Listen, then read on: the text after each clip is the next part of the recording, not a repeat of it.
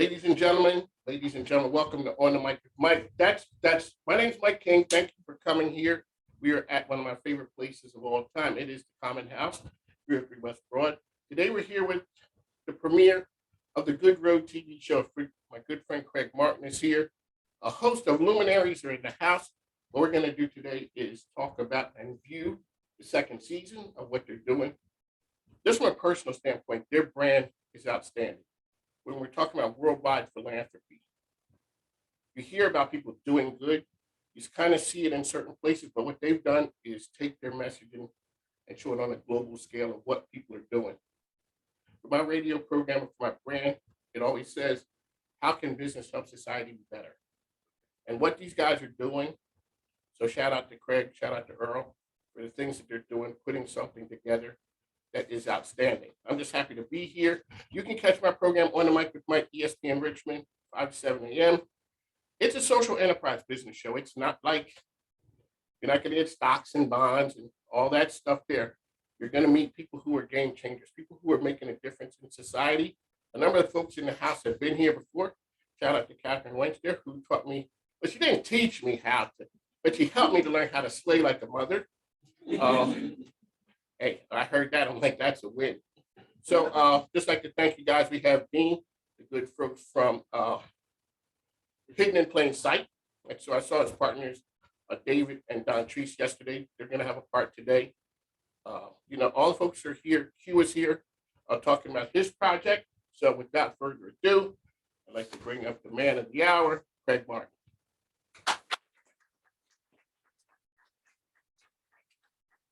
Thanks, everybody. So, believe it or not, this is actually timed because at 11 o'clock on World Channel across the country, people will see, who have access to PBS's World Channel, will see this episode that you're about to see. If you haven't seen it already, it's about racial reconciliation in Richmond. It is the very first episode of season 2.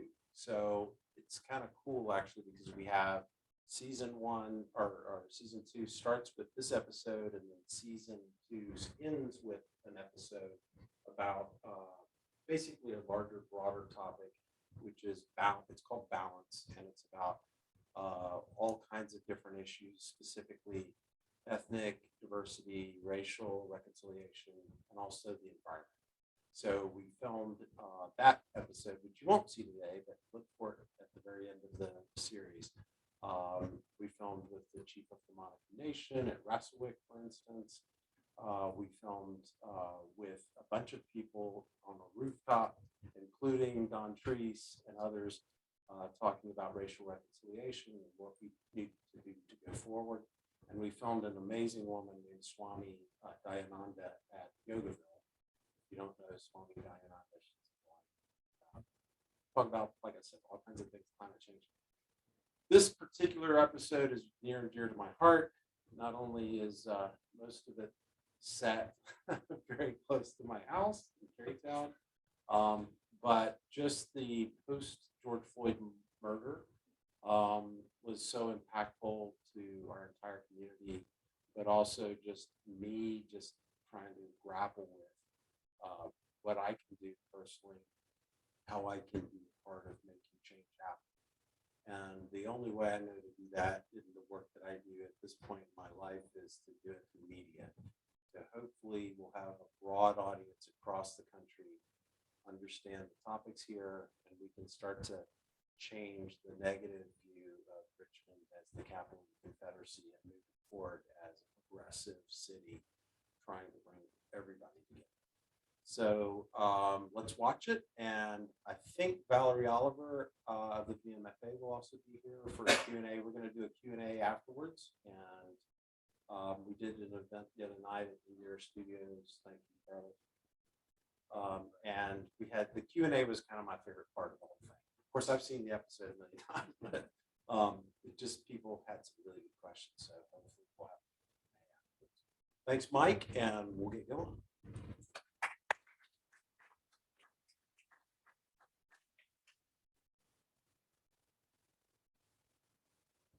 Good Road has been provided by There's a lot of good happening all over the globe, and to see it all, Toyota offers vehicles designed for both everyday drives and rugged roads off the beaten path, like Toyota Tundra, Tacoma, and the body-on-frame 4Runner. These off-road machines feature available technology for added traction, performance, and capability. So no matter where your globetrotting takes you, off-road doesn't mean off-limits. Proud sponsor of the Good Road, Toyota. Let's go places. Tomorrow's breakthroughs start with the determination and inspiration of today. AMD helps solve the world's toughest and most interesting challenges by creating high-performance computing technologies. And by Uncommon Giving, the generosity company. At Plow and Hearth, we believe that the place you are can become the place you want to be. Philanthropy Journal, stories about bold people changing the world. Richmond, Virginia is dear to my heart. I live here. It's a place of beauty, history, and community. But one place casts a dark shadow on the city that I love. Monument Avenue, a street so named for the Confederate statues and memorials that adorn it. In the wake of the brutal killing of George Floyd and the Black Lives Matter movement, many parts of the country are attempting to reconcile with their past, and Richmond is no different. For many African Americans, these symbols are a constant reminder of the oppression, pain, and suffering that was inflicted on their ancestors, and the racism they still experience every day. For certain white Americans, it's a symbol of pride and heritage in their family history. And for many, it's just another city landmark. The willingness to ignore, sweep under the rug, or glorify its troubled history is waning. The statues are coming down. But this is not where the story of racial reconciliation ends. It's where it begins.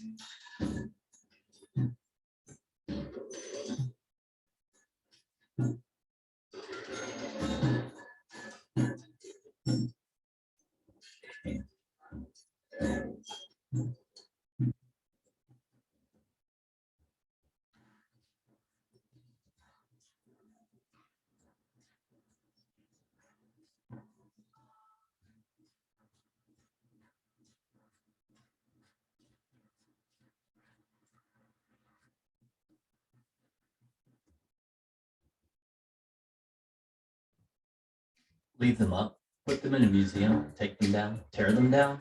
How do we acknowledge the horrific reality of our history without glorifying or distorting it?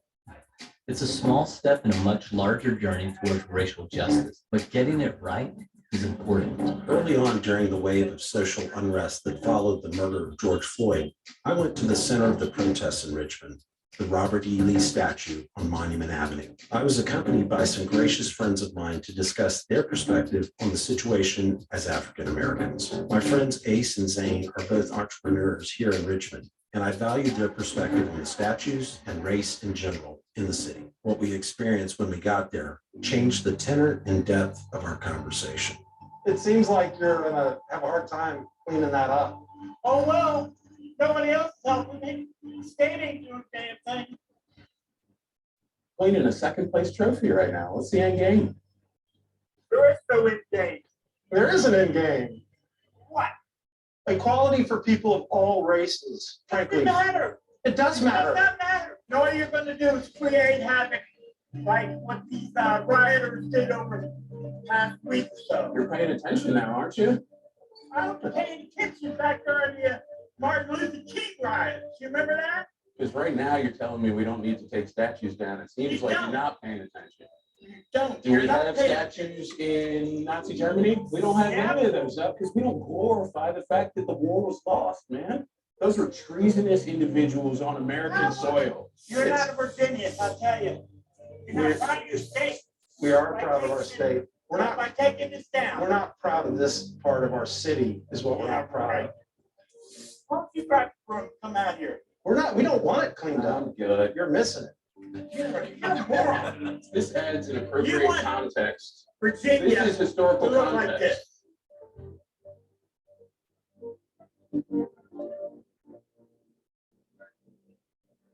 This man's position is indicative of the broader controversy surrounding the statue. This confrontation gave way to a conversation about the current moment, though not with him. We we've protested, we've marched, we've kneeled, we've had conversations, we've, broken bread with police officers. At what point do you just start burning? Yeah. And at what point does that wake people up? It seems like it has, finally. It's represented actually in all the graffiti, the decades and decades of frustration and hurt. Yeah, I'd rather not have a collection of second place trophies through the middle of our city. Yeah. Like where else do you see that happen in the world? And a lot of people are saying the foundation's cracked of our country, and I would argue that it is firmly intact. Our foundation was never designed for people who look like us to win, to be successful. What I don't want to do is be placated by the fact that we're taking a monument down, or we've announced that we're taking a monument down. As soon as I see that monument down, I'll believe that we took the monument down. Yeah. It's progress, and we can celebrate that. I think we run into this in the startup world a lot, right? You hit a major milestone, this momentous occasion, then there's more work to be done. The Black Lives Matter movement should establish for us the bottom, the baseline for what we're willing to accept as a society. And we should build from there. It should not just be that justice is just enough. We should all be helping each other to reach our full potential as a country. And that's good for everyone. Innovation comes from disruption. We have disruption. People from all across the spectrum have come together to say, this is not the system that we want. We're not doing anything different than we might have done 100 years ago. Let's take the next 100 years to do some things that are really different and actually innovate in the space of equity. Statistically, African Americans are more likely to catch and die from COVID, and then to have the George Floyd killing. But it seems like there's a bit of an assault right now. With respect to COVID, I hope our memories are long, that minority communities are disproportionately affected, that the low-wage income jobs are the ones that actually keep our country turning. Yes. I hope that we remember that Breonna Taylor and George Floyd and Ahmaud Arbery and died at the hands of the cops, and the cops tear gassed and beat the living hell out of people for being upset about it. I hope our memories are long, that all of those things that happened and led to this, and that as soon as the monument comes down, it's like, okay, you got what you wanted. I think that's a representation that we're getting somewhere, but we want to be seen as humans, and that's not unreasonable to ask for. That's the real work that we've got to focus on. If it's just this, we have missed the mark. Protest takes many forms, and only a few blocks from Monument Avenue and sitting on the doorstep of the Virginia Museum of Fine Arts is one of the most striking responses to oppression I've ever seen. Kahindi Wiley's Rumors of War. We spoke with Valerie Castle-Oliver, the curator of modern and contemporary art at the much-loved museum. For so long, Monument Avenue has really been a gravitational pull for the city. And to have a sculpture that in many ways is in conversation or dialogue with Monument Avenue is appropriate for our times, but it's also appropriate for the museum to begin shifting that dialogue and that gravitational pull. It's not without controversy. No. Well, aesthetics in and of itself is about evoking emotion. But if it's about provocation, that's a very different kind of sensibility. And you try to stay away from provocation? No, contemporary art isn't about staying away from provocation. If you have a dominant narrative that's consistent, you might want to shake that up. And artists have an uncanny ability to do that. And they can do it in ways that are subtle, and they can do it in ways that are bold. And this does it in a way that's supremely bold. Can you talk a little bit about Kahindi? Sure. So Kahindi comes to the larger art scene probably in the early 2000s. He's someone that grew up in Los Angeles, and his mother took him to the Huntington. You know, he got hooked on these sort of tropes of power and grandeur, and that's the sort of thing that motivated him, you know, to see these amazing portraitures. And he's in a residency at the Studio Museum in Harlem, and he's walking down the street, and he sees this mugshot of a young African-American man. And he thinks, instead of having ourselves represented in this manner, what if we affix ourselves within that sort of trope of grandeur, of iconography, of being icons? And that really propelled this whole way of working, where he takes iconic images from the 17th century, 18th century, and he affixes the Black body inside of them. Kennedy first came to Richmond in 2016 during a retrospective of his work at the BMFA. Valerie described his reaction when he first saw Monument Avenue during a driving tour of the city. To see not only these men on horseback, but these Confederate memorials, and the fact that they're 20 feet in the air, in the case of Lee, almost 60 feet in the air. I mean, these are grand statements. Right, yeah. And he is absolutely blown away by it.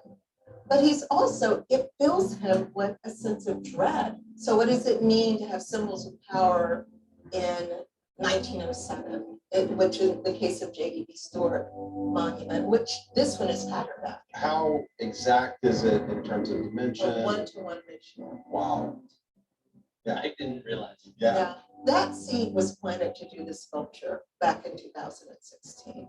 He told us, I'm working on something. It was inspired by Richmond and it belongs to Richmond. And we're like, oh, do tell. And we saw it, we were like, well, this is a game changer. You know, the dialogue has really been about, do you keep them up, do you take them down? Right. Period. And Kahindi just came through from the side door and said, we don't have to have this binary. Right. There's room. There's room for more monuments. Leave them. Let's be in conversation with them. That's the way you contextualize a monument, not with a plaque. Who stops their car and reads a plaque that contextualizes a monument? No one. It doesn't happen. Monuments deserve a monumental response. And that's what we offer. We sat down with Valerie at the Museum Cafe to dig deeper into the power of Kahindi's work. Part of the allure of it, I think, for many, is that they see themselves reflected in that monument. And then those people who feel that they're reflected in them are people who have been oppressed. The character itself, is it based on anybody? Kahindi talks about really who gets memorialized. Yeah. You know, it is the everyday person that one never sees memorialized. I mean, now we see these mixture of memorials when people are murdered at the hands of, in this case, of police. It's a poignant piece based on what's going on now. Do you guys feel like you have a responsibility to help the rest of the community understand this point in time or what we could be? This museum is the people's museum. Yeah. And our role is to really be reflective of the community. History is constantly unfolding. Right. And artists speak to that. Artists are not the sort of romanticized notion of being, you know, hermetically sealed, working and endeavoring in a vacuum. Artists are citizens of this country. They are always in conversation. It's my job to bring those conversations to the museum. We live in a society where we're in a state of constant amnesia. There's always the new, the next thing, the next thing. People don't even know their histories. To make plain what your history is, and to always have new narratives to emerge allows that history just to be what it is, history. When you look at the Robert E. Lee Monument now, I see it as beautiful. Actually, Hashtag fixed. They fixed it, Yes. you know? there's so many different beautiful pieces that people have come and painted. It's the people's monument, you know, that mark making. Yeah. Everyone has had a mark. A lot of the tags and the graffiti started very angry, and I completely understand it. It did kind of evolve over time. But it's now because it's a memorial too. I was just thinking, as you walk around, you're learning about all of the people who we failed as a society. So when you walk around and you're reading about Tamir Rice, and you're reading about Sandra Bland, and you're reading about Michael Brown, you are creating a place of peace for them. Yeah. So maybe that's why that mark making became less angry, Right. and more about love and more about memories and a persistence, a resistance, you know, a resistance to being erased and forgotten. That's why there's the hashtag say their names. When you say someone's name, you keep them alive. And Monument Avenue looks so powerful to me now. It is something about the vacancy of those pedestals. There's something really powerful about that. And oftentimes, I feel like in today's society, it's whose side are you on? Everything's binary, right? Which party it is, where do you identify? Art helps you to contextualize a complex world. Well, you realize that nothing is monolithic, right? There's no monolithic response, but we're all united. I mean, we're all part of the human family. So it really behooves us to really get it right for everybody. Yeah. And that's why I think these protests are so powerful. So if we're not out on the streets saying this is wrong, when we're evoking John Lewis, I love that man. And when you see something wrong, you have to say something. So it's just the whole way that we think in this country needs to be challenged. And I think that's what's happening. And hopefully we go through all the messiness to come out on the other side a lot better. We left the BMFA blown away by Valerie's insights and perspectives on art, history, and basically everything. The white experience in Richmond has been the dominant narrative from the beginning, and minority voices and histories have suffered. Dontrice, Dean, and David are trying to change that. They are the creators of Hidden in Plain Sight, an educational initiative using technology, specifically augmented reality, to resurrect the past. They're creating interactive experiences at locations around the city that are historically and culturally significant to the Black experience in Richmond. Dontrice Brown is not new to cultural change. He helped spearhead the petition that transformed the Boulevard in Richmond into Arthur Ashe Boulevard, named for the famous African-American tennis player who called Richmond home. We spoke with him at the Hippodrome, one of the many sites they hope to preserve. Yeah, this is big time for us from a Black American culture. This is the center of everything for us here in Richmond. What was it? It was originally a theater. A lot of entertainers came here. There was a stop on the Chitlin Circuit. Like famous Black acts? Yeah.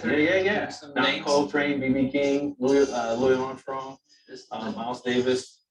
This was the happening spot. Big time. Yeah. And this area, Jackson Ward, was considered the Harlem of the South. So the Jackson Ward neighborhood back in the day was. It was hopping. It was an affluent area. It was a safe area for Black Americans. It was entertainment. It was food. It was culture. And just the energy within this area was phenomenal. While we spoke, David and Dean prepped the gear that they would need for a preliminary 360 video capture of the space. So how does it make a difference in the world? Richmonders walk by these things all the time and not knowing the context and the history behind them. We feel that it's imperative to continue to tell the true narrative of the Black experience here in Richmond and how it has actually built our country. How many locations? What's the project? So right now we're looking at 10 to 12 locations initially, and then we're going to expand that. So you'll see, hidden in plain sight Richmond, then there could be a hidden in plain sight Jamestown. But what we want to do is scale it here first as much as we can and then expand it. Roll it out. So who's Dontrice? What do your kids think of you? Are you a community activist? Or are you just the guy with crazy ideas? Well, I'll tell you that last one is probably right. My son is 12 and my daughter is 14. And after the George Floyd incident happened, we're watching all the news things and trying to cover and trying to educate them on what's going on. And my son says, so why didn't he just get up off his neck? And then he asked me, had I been involved in things like this? I said, of course I have. And then he looks at me with these old big innocent eyes and says, but you did Arthur Ashe Avenue. What are you going to do now? It really motivated me when I'm sitting across from Dean and Dean says, how can I help you? Right. And then my thought was my son's voice saying, Dad, what are you going to do now? And so this is part of that. What are you going to do now? What's your son's name? Quincy. I'm going to call it the Quincy question. What you going to do now? What you going to do now? About it? That's it. That's awesome. The Hippodrome is a beacon to Black culture, and it may be undervalued and underappreciated, but at least it still exists. Many of the most important and oftentimes the most painful historical sites highlighted by Hidden in Plain Sight have been literally erased from history. People and traffic rerouted around them or through them, paved over into parking lots, or simply demolished. And this is true all over the country, not just in Richmond. This is a site of Lumpkin's Jail that was considered at the time the Devil's Half Acre. Probably one of the worst places you wanted to be in America was in Lumpkin's Jail. And it wasn't a jail in regards to someone who committed a crime. It was where they actually housed the slaves before they walked on a journey towards the tunnel, which we'll go through, in which they were either hanged or sold. So that's the two options. Yes, those were the two options. Yeah, and majority of the ones that were hanged were because of their rebellion. Their owners didn't appreciate some of the things that they were doing, or whether they were rebelling against the system in general. There's really no major marker here. No, there's really no historical, hey, come check this out. It's a parking lot. It just continually kept weighing on me. The fact that our major struggles and our major fight is being erased, literally being erased. I am embarrassed to tell you, but in the quarter century I've lived in Richmond, I've never actually been like that. People don't talk about it. Right. Of course, the history behind it is an ugly history, but we want to talk about that ugly history. We want folks to understand the true pain and suffering that happened here. But we also want to talk about how it's propelling us to do wonderful things, right? Yeah. And so part of the hidden in plain sight is not only to bring attention to the painful reality of what was, but it's also to open the window to the exciting things of what will be. Well, and I love that you're using technology to actually bring it alive and not let history be erased. Dawn trees took us further into the sites, through a tunnel, under an overpass, and surrounded by highways.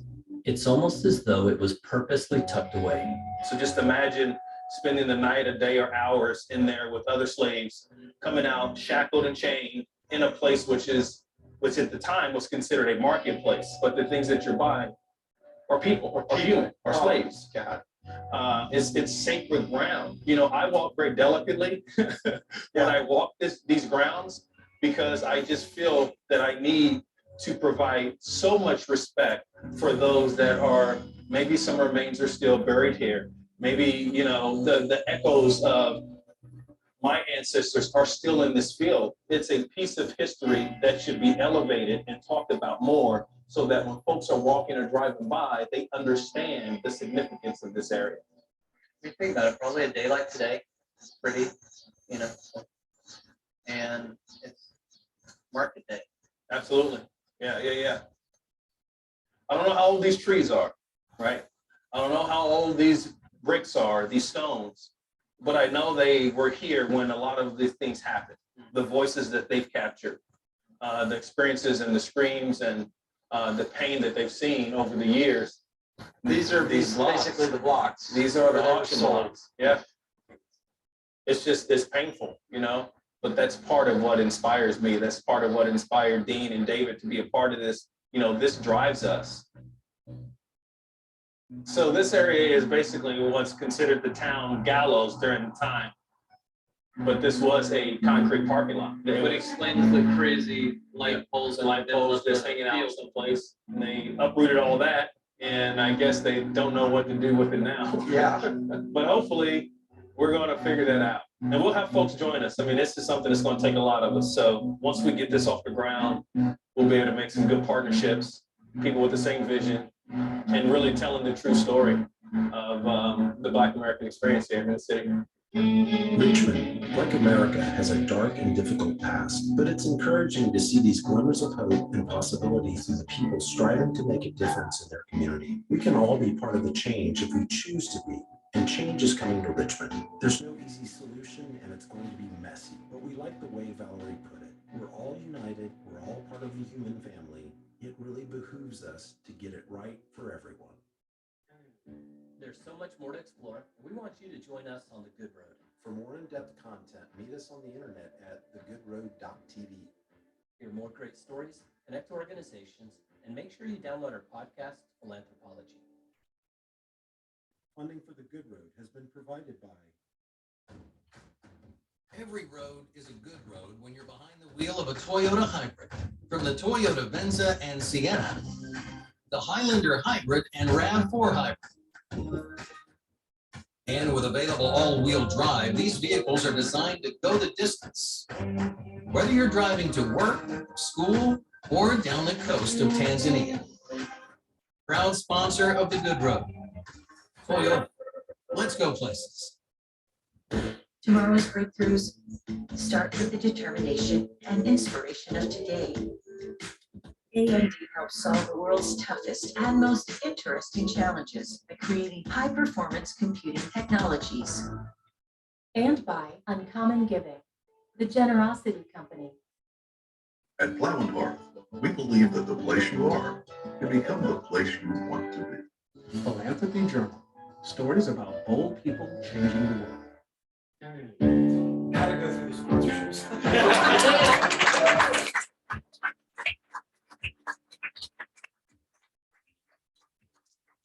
I work, music is my nephew. Hey, Jordan Martin. okay. So, Valerie, would you join us at the front?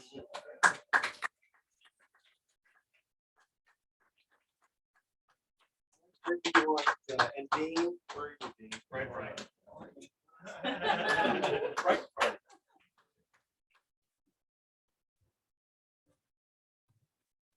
Where do you want us?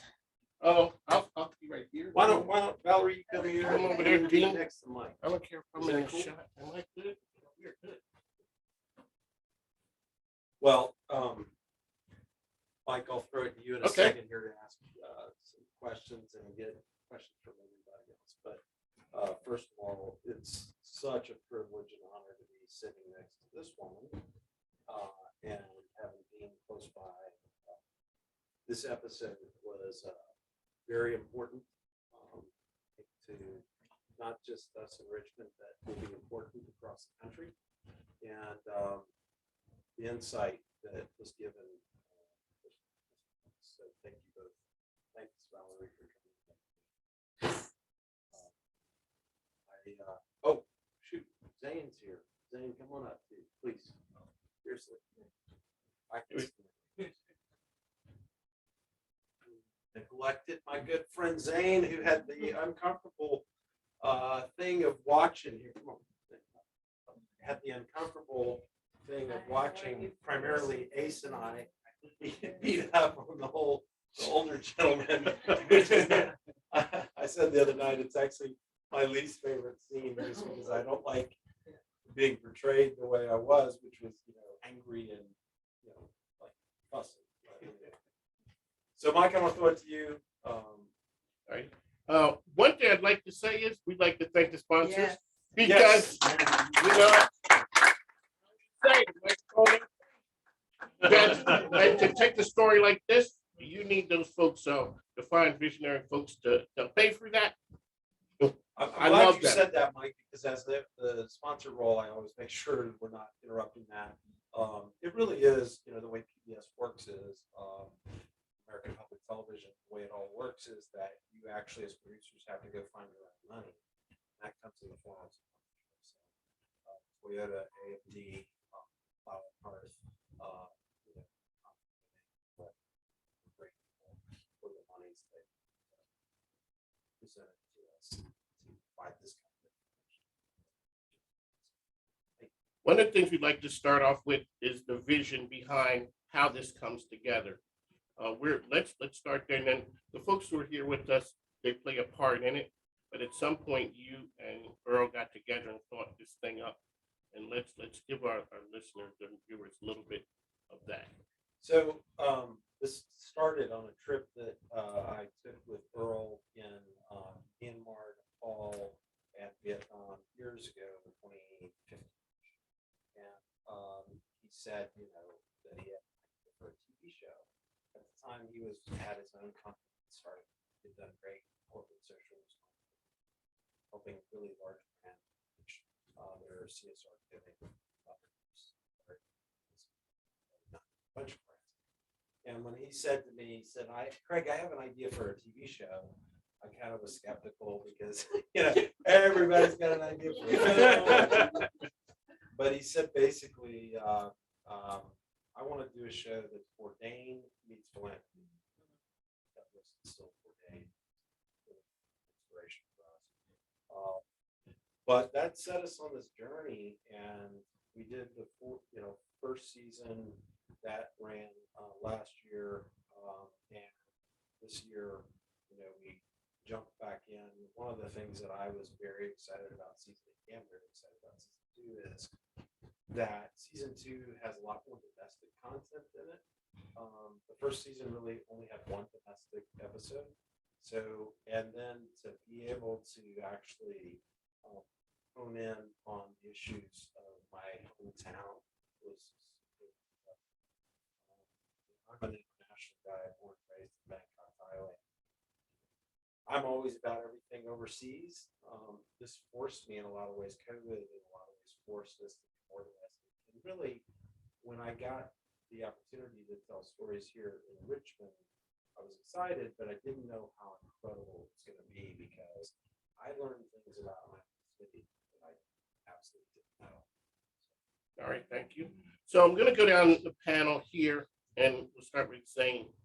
Let's talk about your part there. For people who are watching that, uncomfortable, but you know what I did like the guy said, hey, you want to help pick up a broom? So he told you what his position was, regardless of whether a person liked it or didn't. Explain to us the part where you were that moment when you were there. Yeah, so it was an interesting moment. And in fact, a lot of the footage actually did get into the episode. That always is the case. Yeah, I mean, there are some good parts. You have to cut something. I get it. After he's done, I want to share one of those because I think it's hilarious. Yeah, but I think, at any nexus of history where you have a large degree of emotion, you have moments like that. I think what's hard for us all in the moment is to understand that what's happening in the moment is not the moment, right?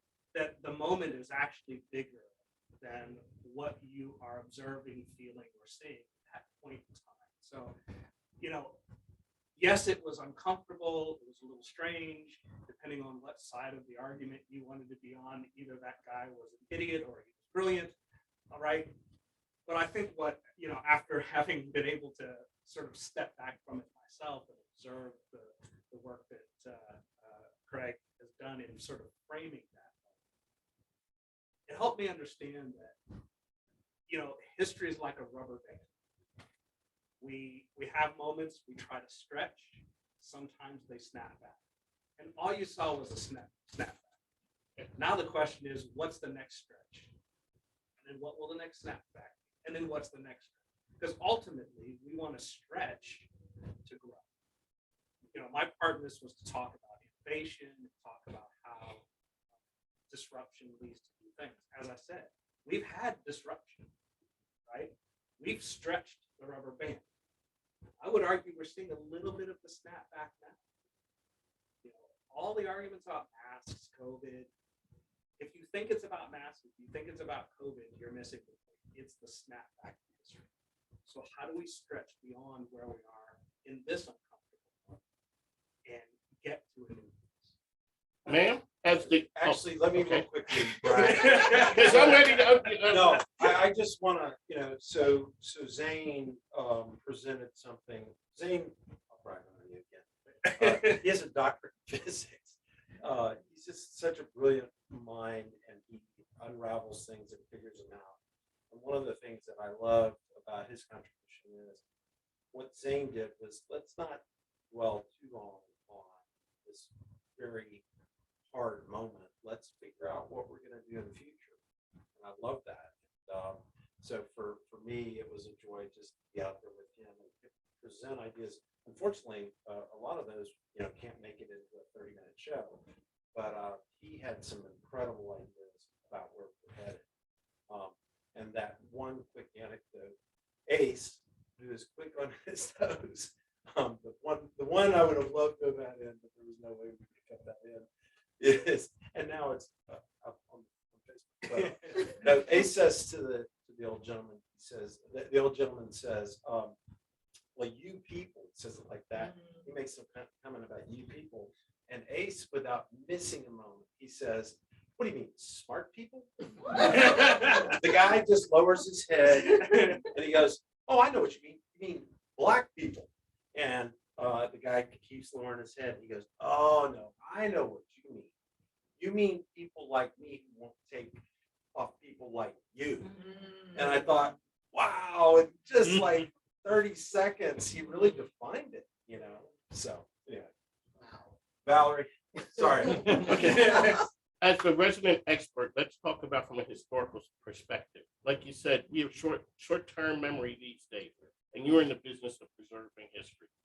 Let's talk about where you guys are at this moment in history, that this is a defining moment in history. Well, I mean, I agree that history is still unfolding. We still don't know what this moment is going to look like. We're still in the process of becoming. And so I think the long lens is not trying to define it, but it's still endeavoring within this moment to, when we get on the other side of it, we're still in the muck. We're still in the mess of this. We're not out of it yet. And we don't know what this time is going to be. But I think it's important to put forward markers so that we know where we've been. I think artists have an amazing ability to place those markers in. That's really what that whole museum, the museum where I work, it's filled with moments. Can I ask you, very rarely do people ever get to be ground zero of something. You are the museum at the ground zero of change in the world. What was that like at that moment? I think the VMFA is in a very good place in terms of the governance of the institution. There is an alignment to be leaders, to take the steps, to make the museum have something to say. Museums they all have something to say, filled with things that folks are saying. But I think in this particular context, putting the Wiley, bringing that in, it was not my decision. It was not one person's decision. It was the entirety of the institute. The board had to ratify that enthusiastically, unanimously. The administration allowed me to bring that to the board. So there is an alignment, and you don't find that level of alignment in most museums throughout this country. There's a lot of tension, between how people want to be seen, what museums, like art should not have a position. Art is always political. Museums are not neutral. They never have been. And so to understand that and to press forward to be a leader, to say, we'll make the first step in this conversation, we'll utter the first words in this conversation, was powerful. I'm so proud of my institution. I'm so proud to be a part of it. I'm so proud to be a part of this conversation and bringing to the larger public. So let me add, I just, because I was thinking about this just now. These statues were up for a century plus, statue. Valerie and the MFA were part of something that will live on. That Kahindi statue will be a new marker for our city. It's like a beginning point. I love the phrase used, ground zero, which has such a negative context in so many parts historically, but it also, in this case, is a positive. Start over. Let's talk about the technical side. You guys with your technical wizardry and what you guys brought to the game. Well, I was gonna say, as the shortest member of Hidden in Plain Sight, I'm sorry that you all got cheaper by getting the short guy of the group. But I'd like to stitch all of that together because people, you talk about forgetting the timeline too. Arthur Ashe Boulevard. 6 months later, Kahindi Wiley. 6 months later, our reactions were full.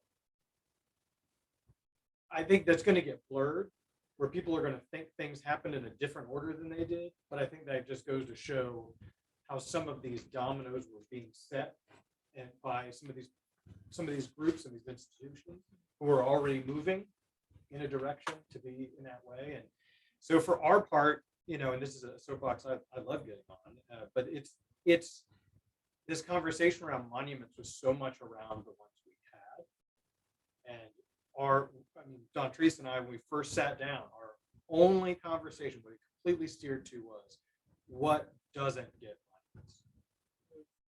That whole thing about now, and he and I both were like, who knows if these things are going to come down. We had this conversation on June like 1st, and when we first started talking about it, and we were like, look, that is its own thing. We'll be a part of that protest. We're going to be a part of that conversation. But there's another conversation we are, in some cases, deliberately not having, which is what doesn't get monuments. So that started us on this road of how can we use technology? How can we bring to life things that we have in many cases systematically paved over? Navy Hill's the absolute best example, but obviously from Lincoln's jail on. And some of it's paving over with terminology. So I'm the writer in the group, for those of you who don't know, and wrote the script and did the research for it. And one of my favorite lines in there is one that nobody talks about, which is I hate that it's called Lumpkin's Jail. Because the problem is it sets up this concept that it's for those who have done wrong, which is absolutely not what it was. It was a jail for those who were inside of it, but it wasn't a jail in a municipal sense. And I think that is a great example of how with words we pave over things as well as we literally pave over things. And so for us, it was how can we use technology to illuminate that? And I want to give huge credit to the Good Road crew, because what you don't see in that episode in the interview parts, we didn't know what we were doing yet. All of that took place. We had no beta version of what we were doing. We were like maybe a couple months in, we picked the sites. We had, I think David had like some mock-ups, but we'd done some scouting. We were like, oh, we can pull this off. I mean, it came out at Thanksgiving. It was 6 months it took for us to create this thing, but like you guys interviewed us in like month 2. We were like, oh boy, like all those overlays that you see, the cuts, those are way after. But just the faith in that and the faith in us on that, for something we were totally making up. But I think it goes to, it's this current that was running through the city. And it was running pre-George Floyd, but it set up some dominoes for some real change. Now it's going to be up to us to remember it and to build on top of it. But just as we see with these incredible pictures, right? Even with what we did, we act not on purpose because we didn't know what was going to happen. We inadvertently captured probably the only fully VR of Lee still up there in the middle of the protest, but it's a VR. That even like a few months later wasn't the experience you could get when they start putting the gates out. And so if nothing else, maybe that is an interesting example of how we can preserve that feeling and not forget that friction. And I think that's really important. We are incredibly humbled to even have accidentally stumbled into that, but to be able to have that highlighted. And I would add, because Q's pictures are, he's part of the protest and all that. Q and Zane and Patrice and a bunch of them are talking about how we just let this be. Yep, we got to figure out how to proactive in terms of our laws or government. We've got whatever we can do. Best way to allow this is to bring everything in. But we're going to open up to questions. There's one piece that I wanted to add to it. In this very room, I interviewed the mayor, and I'm not a big organization, so I kind of had to get the thumbs up. And so they're like, submit your questions to us, and we'll have the mayor look them over. I submitted. There was only one question I wanted to ask the mayor.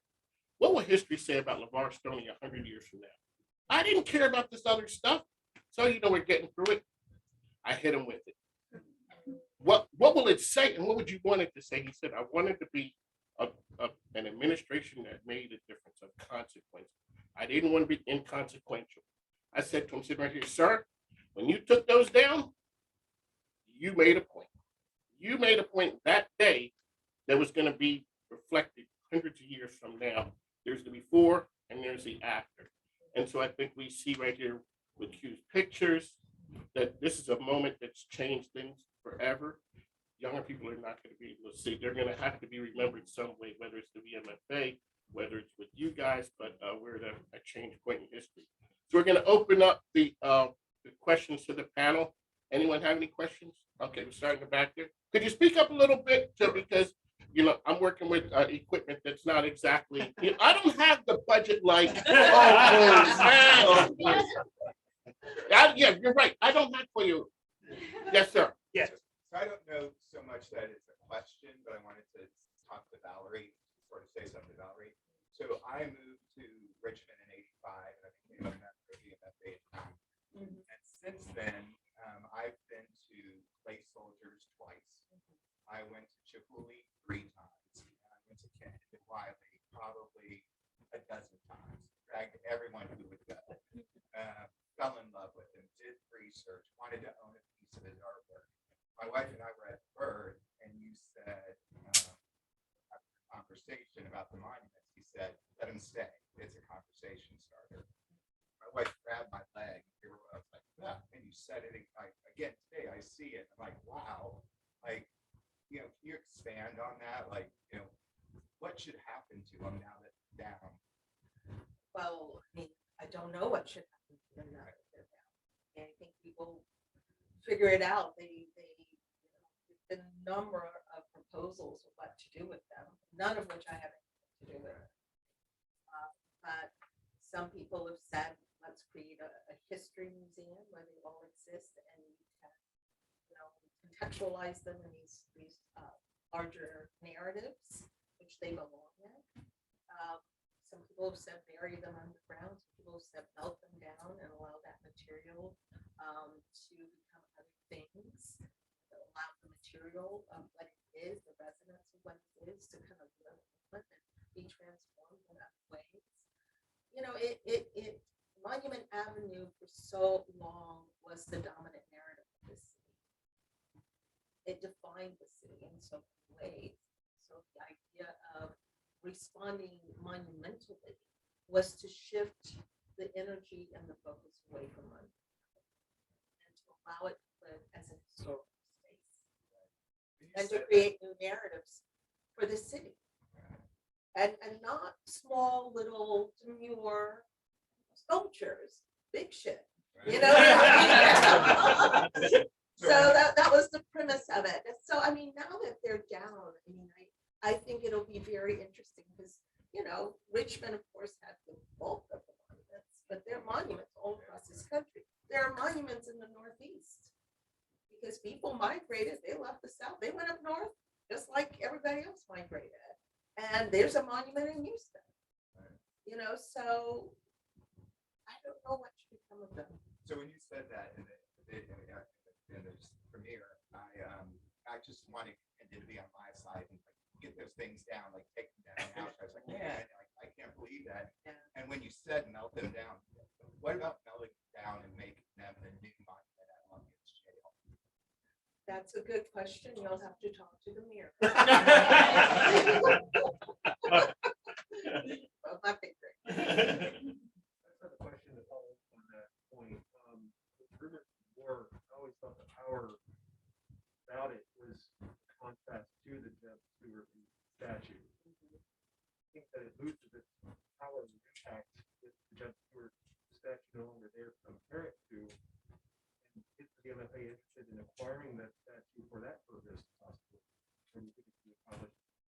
I don't want that sculpture.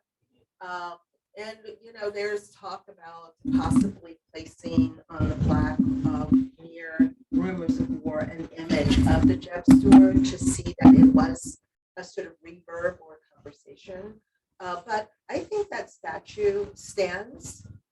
It's on it. It has its own autonomy, even though it was created in response to something. It is its own thing. And it still stands that we are memorializing the everyday person. How many sculptures do you see of just the youth on horseback?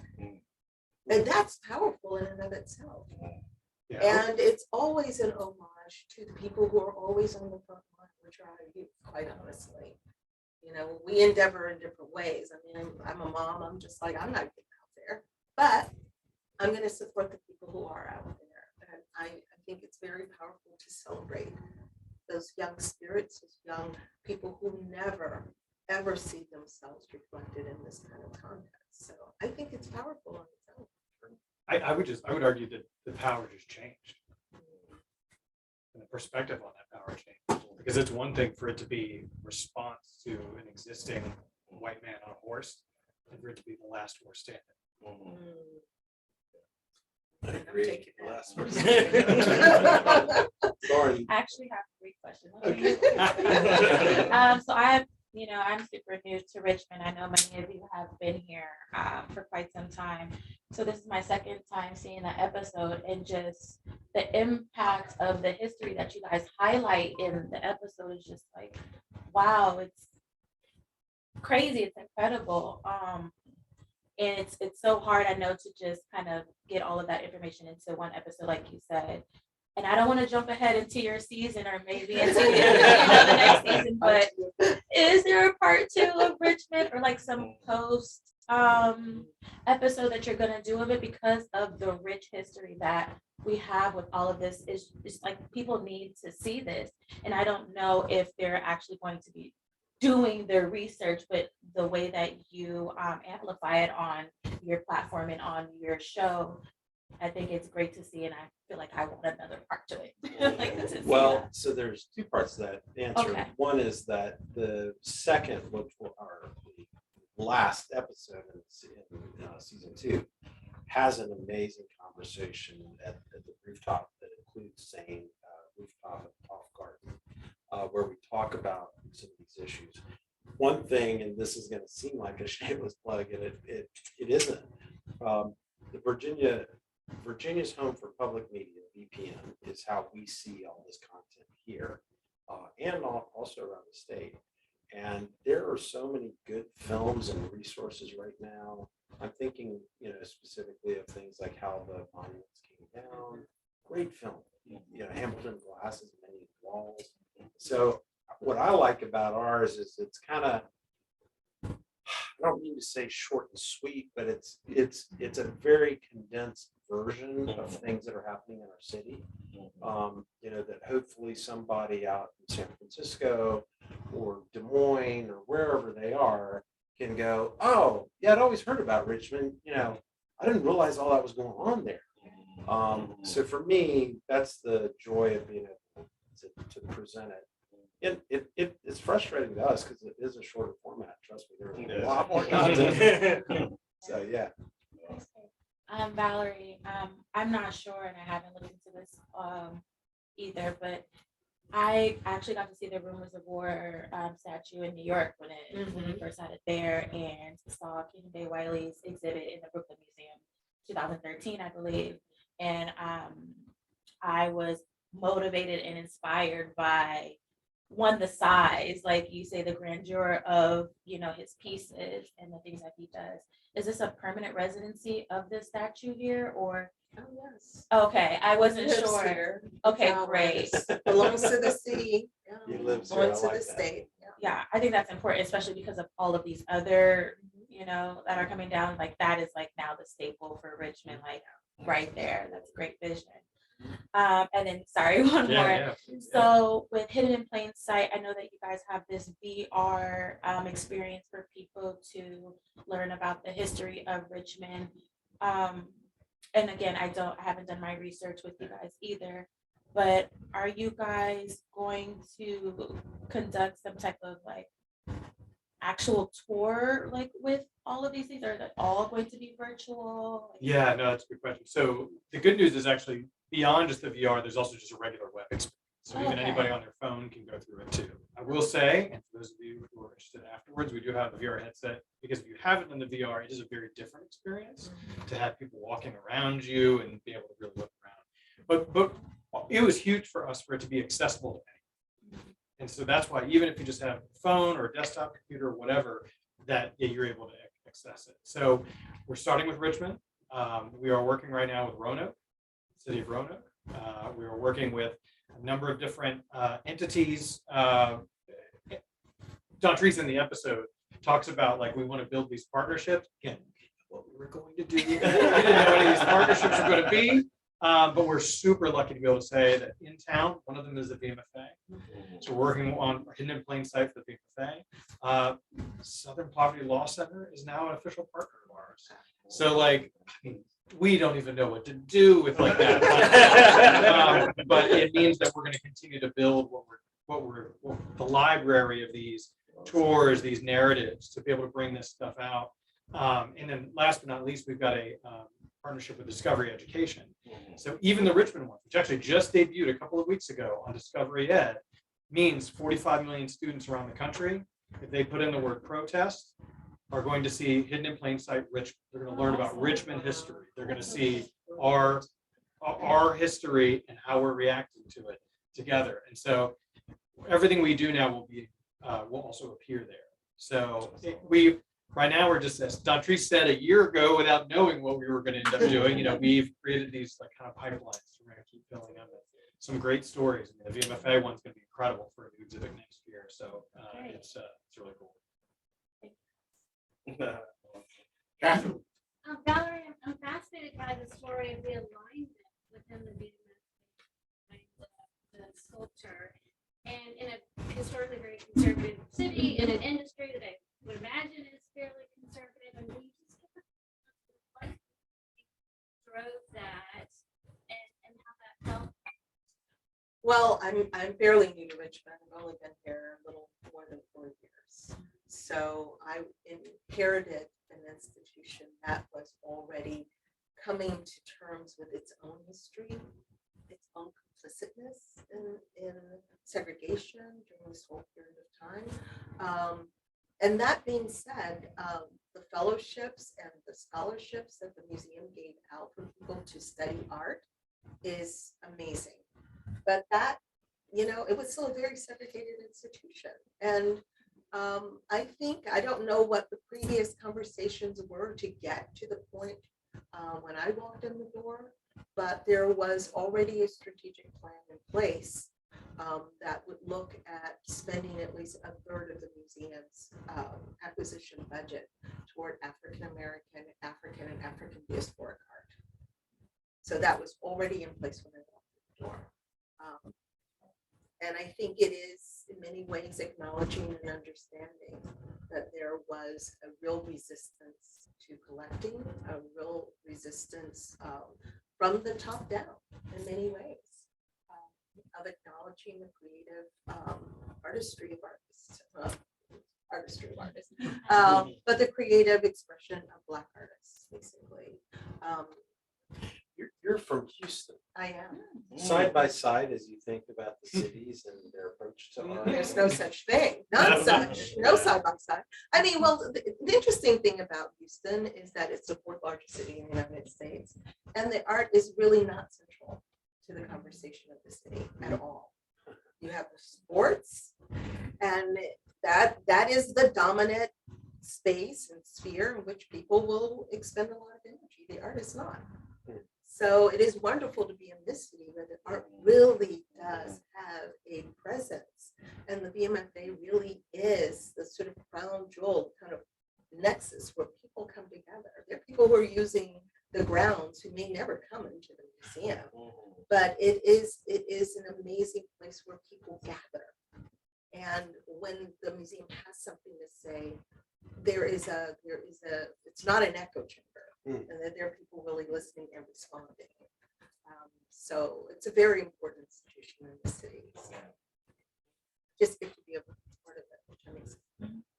Liza, who's been gracious enough as our common house. Yeah, I have a question. This is for anyone on the panel or anyone in the room, really. But I'm curious about what more context, like material culture-wise, physically looks like in these spaces around Richmond, be it institutions like the VMFA that just started this wonderful gathering space, or 17th Street Market, Monkton Jail, Navy Hill. What more can we add that's not just a plaque, on the pedestal?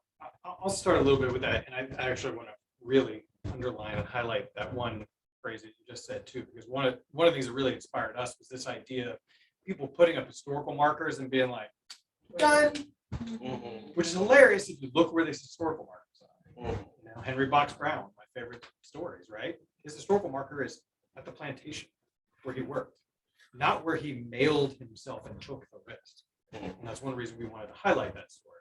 So I'd say that there are plenty. I mean, we started with less than 50 before we had to whittle it down to just what can we cram into this initial thing. But I think part of it is not being satisfied with a historical marker.